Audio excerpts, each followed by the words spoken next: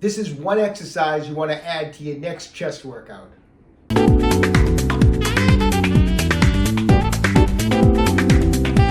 Hi, I'm Dr. Joe DeMarco, chiropractor and owner of OcraMed Health. Today's video, we're going to be talking about the decline chest press, an important exercise for overall chest development. Before we get into today's video, I'd like to just a couple announcements. One is, if you haven't done so already, pick up a copy of my new book. It's called A Fitness Carol. It's available on Amazon, or you can go to my website. Also, we have a date set for the Guinness World Record attempt for most push-ups in 12 and 24 hours. It's going to be held at the Gloucester, Massachusetts YMCA on Monday morning at 7 a.m. May 16th, and it will finish Tuesday morning at 7 a.m. on May 17th. So all the proceeds, it's a fundraiser. Half the money is going to go to Cape Ann Animal Aid, which is an animal shelter in Gloucester, Massachusetts, and the other half of the proceeds is going to go to the Gloucester YMCA. We're going to be live streaming the event on my YouTube channel, so stay tuned for details regarding that. If you've been enjoying my videos, take a second right now, subscribe to my channel, hit that little bell notification, turn on your notifications so that when we upload a new video, you'll get notified. Also, at the end of today's video, if you find the material helpful, I'd appreciate a thumbs up. Okay, so today's video is sponsored by iFast Fitness. They're an awesome fitness company, awesome equipment, very well made. I've used several pieces of theirs already. After this video, check out the links below. I have a coupon code and their site to pick up equipment from iFast Fitness. Today we're going to be using iFast Fitness. We're using their 88-pound dumbbell set and their adjustable weight bench. So this is their 88-pound dumbbell set. It consists of 8 5.5-pound plates, 4 4.4-pound plates, 4 3.3-pound plates, and 4 1.76-pound plates. I like them. The dumbbell set, it's got non-slip handles. It's a great grip. The actual set converts actually to a barbell. There's a bar that actually fits in between, and it converts to a barbell, which is a nice feature. The plates have rubber edges so that they don't damage the floor, and the set's rust resistant. The bench itself has a 600-pound capacity, and it actually will decline to minus 20 degrees and incline all the way up to 90 degrees. The lower seat also adjusts, which is a nice feature. It actually keeps you from slipping down when you put the bench up on an incline. So that's a nice feature also. Okay, so when we're working chest, we're working our Pec Major primarily.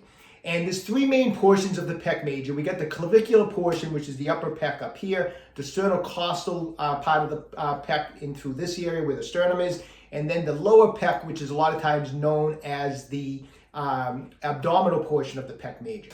You want to hit the Pec Major from a lot of different angles. One angle that's actually a lot of times is neglected is working the pec with like a decline press, where you're pushing in this direction, a downward position. Now, if you're not sure that's required, it's just do this simple test. So you do an incline press, you're pushing this way, and press out. You can really feel that clavicular portion, the upper part of the pec, contracting as you do this motion. But if you get down in here in the lower part, there's really not a whole lot of contraction going on. Flat press, once again, come through here. You can feel a lot through the sternocostal portion of the pec. Upper pec, you can feel some of the lower pec contracting. Decline press, do this motion this way. You feel a totally different contraction when you press in this direction. You really kneel that lower pec when you come in that direction, along with actually a good portion of the rest of the pec. So this motion of pressing in a decline manner is so important for completely nailing the entire part of the Pec Major. So if you're just working with incline work and flat work, you're missing out on a big portion of that pec. And that's why today we're going to go over decline pressing. And I want you to add this in. If you're not already doing it, I want you to start adding decline presses into your next chest workout. So one of the reasons people kind of don't do decline presses, and I think is the main reason, is a lot of benches in home gyms or even at your regular health club, they're not set up to do decline presses. So that's what I really liked about this iFast weight bench is actually, not only does it incline all the way up to 90 degrees so you can do shoulder presses, but it actually will go all the way down to a minus 20 degrees on a decline. Now, it's not just that you need the bench to be able to do this, go down here, but you want to have a bench that has an area here so that you can hook your ankles under it, like that. If you don't have a bench, a lot of times people try to make these like makeshift decline benches, and it turns out to be a disaster. They'll put the bench up on some plates. There's no place to hook the ankles, and it can be kind of dangerous. So, that's the nice thing. You want to make sure you're using a bench that's made to do decline presses. So that's what I like about this bench. It declines in this direction. You can hook your ankles for safety in the front, and it's a perfect bench for any position, incline, flat, or decline. So you can do your entire chest workout with a bench like this, because you can go through all the different angles that we were just talking about that you need for full pec development. Okay, so if you've never done decline presses, obviously start off with a light weight to get used to the position. But actually, you'll find that decline pressing, when you're pressing at that slight angle on a decline, you're actually going to feel a lot of times stronger than on a flat or an incline. So you get used to it, but once you get used to it, you're going to notice this is actually a pretty strong pressing position. So I'm going to grab my dumbbells, hook your ankles under that section of the bench so you don't go flying over the bench. And what I like to do is as I go back, I bring the dumbbells up, and I actually kind of get them already in the upward position as I go back. So I'm starting in this type of a position. So from here, I can take a nice deep breath in, lower the dumbbells down, and then on the way up, I exhale, just like that. Now, I try to bring the dumbbells down so that the inside part of the dumbbell is right on the outside of my shoulder. I don't want to do like a fly type of motion with this. I'm just lowering the dumbbells down till the inside of the dumbbells is the outside of my shoulder. And then as I come up, I really think of contracting and squeezing those pecs. If you've never done these before, like I said, go a little lighter and shoot for maybe sets of 10 to 12 until you get used to it. And then once you want to go a little heavier, this is an exercise, you can work sets of 4 to 6 repetitions, with some heavier weights. But if you've never done it before, definitely keep it on the lighter side.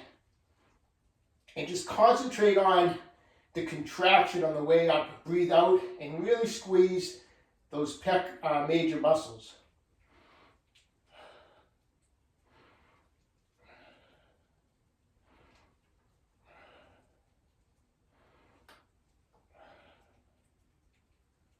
All right, so decline chest presses. If you're not doing them, you definitely want to start adding decline motions into your routine.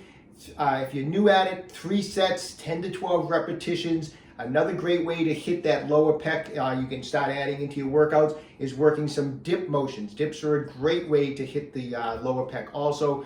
But dumbbell decline presses are great. With this particular dumbbell set, like I said, there's an attachment. You can actually turn it into a barbell, so you can do some barbell decline presses too.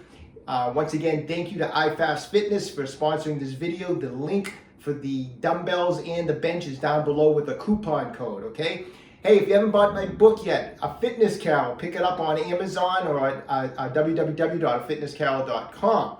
When you get a chance, check out my website, www.OcraMedHealth.com. We have a full line of fascia release products. Everything is in stock, so check it out when you have a chance. If you've been enjoying these videos, please subscribe to my channel, OcraMed Health on YouTube. Questions about exercises or injuries, just leave a comment in the comment section below. I do everything I can to get back to everybody. And don't forget, OcraMed Health is here to keep you fit forever.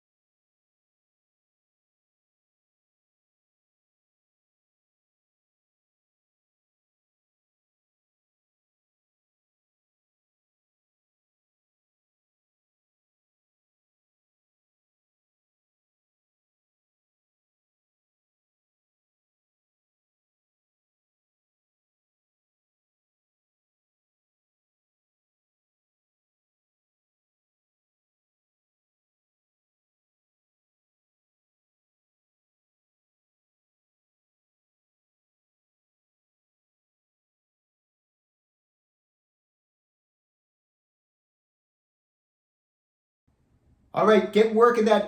Those are techniques you can, if you're having a lot of trouble with the levator scapular muscle and a lot of trouble with the shoulders up, you can work that every day. You know, it's just one simple technique with pinning and stretching. Work it every day. If the muscle is really sore the next day after you work on it, then skip a day. But I give those techniques a try. You know, I'm really, you know, I care about all my viewers, and this is a common problem that give a lot of people a lot of problems. So I'd love to see you get rid of this type of problem. So I hope those techniques help, okay? Once again, if you haven't already, pick up a copy of my book, A Fitness Carol. When you have a chance, visit my website, www.OcraMedHealth.com. We have a full line of fascia release products in stock, including Tai Chi balls and the FF5 fascia release instrument. So when you have a chance, check that out. If you'd like to support my page, just visit me on Patreon. If you haven't done so already, subscribe to my channel, OcraMed Health on YouTube. Questions about exercises or injuries, just leave a comment in the comment section below. I do everything I can to get back to everybody. And don't forget, OcraMed Health is here to keep you fit forever.